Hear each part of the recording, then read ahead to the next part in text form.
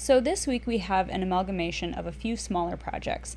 We bought and installed 2 self-tailing winches, Phillip added the rails to the companionway hatch, and we started to varnish some of the interior woodwork. So let's just jump right into it. On Kalamazoo, we had our main halyard run into the cockpit, and we found that it was actually just more of a hassle for us.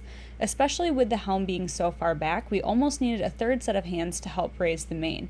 I would be at the helm and tailing the line, and Phillip would go up to the mast to hoist the sail.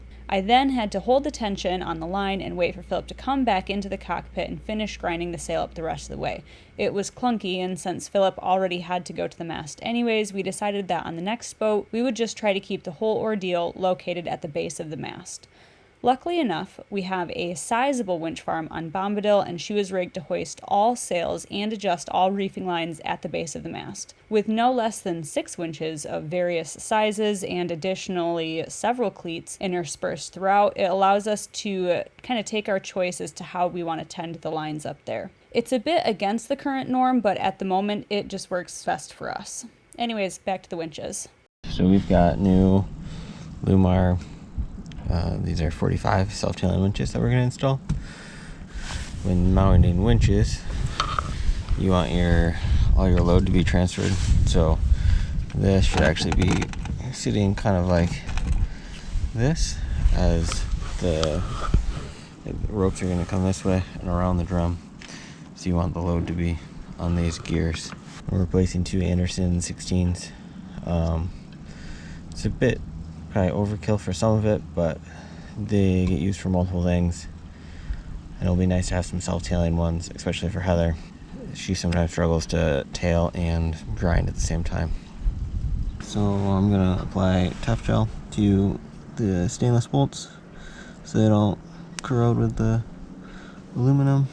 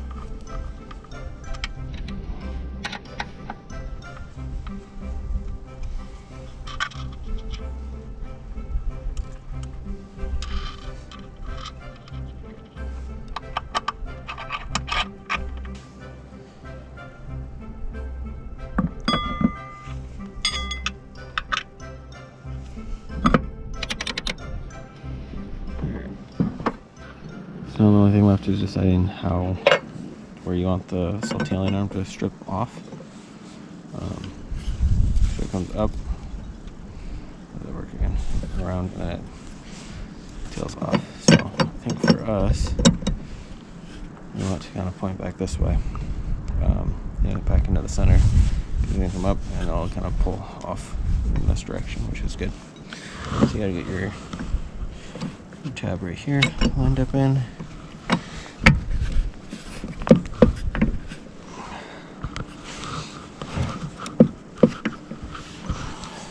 And then all cap gets started on.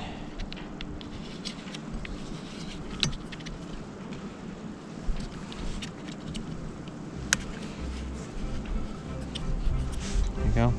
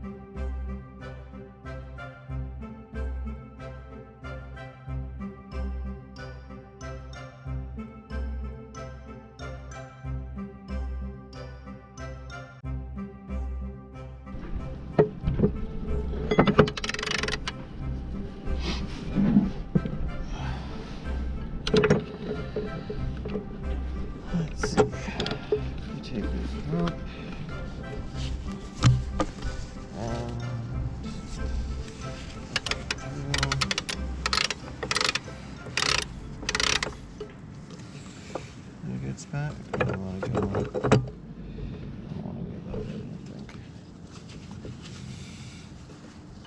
Let's go there. Right there. We're going here.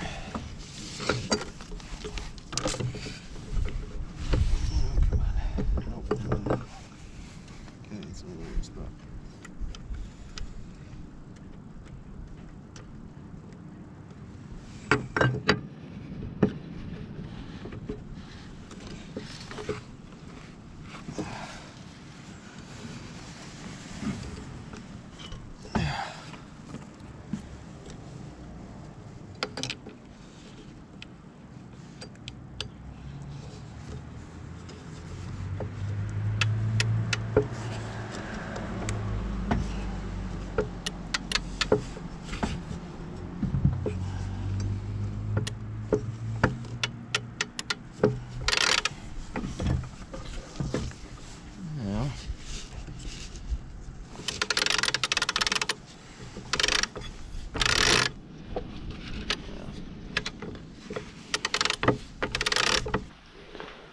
So on the table saw, I just milled out the rails for the companionway hatch. So you can see the profile there, beveled slightly. Kind of match exactly what was there. I'll kind of show you that over here. So they are a little long right now, but you can see their profile matches and the angle. If I hold this up here, the angle matches when it's sitting on the existing one on the inside. So now I get to drill through this for fastening it, as it's UHMW and not much like to stick to UHMW. I didn't video milling these as honestly table saws kind of scare me, and my cousin lost a fingertip, and I've seen other people that have lost parts of their fingers. So I just don't mess around with table saws. So it's when I'm working on it, that's all I'm doing. So I got both of these cut. Now I need to work on putting my fasteners through this, through this way, and cutting them down to length. So I don't know if you can even see that with the shadow, but it's not square or straight. So I'm gonna have to clamp it down in place, and so I can drill and transfer all the holes. And then once the holes are drilled, I can drill the backside up larger and embed a bronze nut into the companionway hatch. And then I'll fill all of that with thickened epoxy and create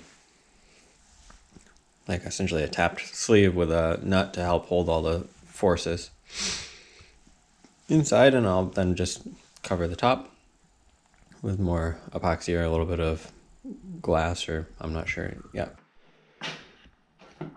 Alright, it's getting late, and so I didn't actually film anything in the process because filming takes a lot of time if you've ever tried to film stuff. But I've gotten these rails bolted on temporarily. So right now you can see they're all button heads. They will be socket cap screws instead, and they'll be counterbored into the UHMW, so they're flush. You can see there is a slot for the stainless rail that it slides on right there. I have done oversized holes, and I don't know if you'll be able to see, probably not, but there's a bronze nut inside there. And I coated all of the threads with wax as a mold release. And now I'm going to fill all of the holes with some thickened epoxy, and it should go all the way around the threads and bond into the foam and the fiberglass skins. And then when I unthread it, I'll have tapped holes with bronze nuts in there that'll act as a good solid surface, and the epoxy will lock the nuts in as well. So it should create a strong removable rail, and then I can replace the stainless bolts if they ever start having crevice corrosion or rust out in the future. And it'll allow me to finish and fair and smooth out the rest of the companionway hatch without having to deal with the UHMW sliders.